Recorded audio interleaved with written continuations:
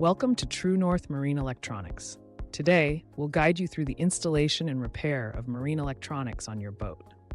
First, let's gather all the necessary tools and equipment. Having everything ready will make the process smoother.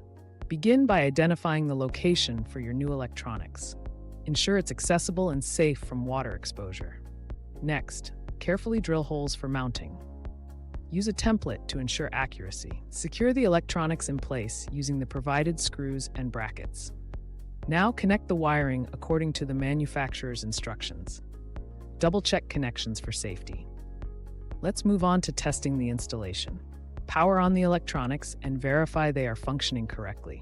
If you encounter any issues, refer to the troubleshooting section of the manual or contact support.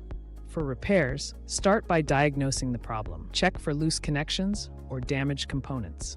Replace any faulty parts with new ones. Ensure compatibility with your existing system. Reassemble the electronics and test them again to confirm the repair was successful. Regular maintenance can prevent many common issues. Clean and inspect your electronics periodically.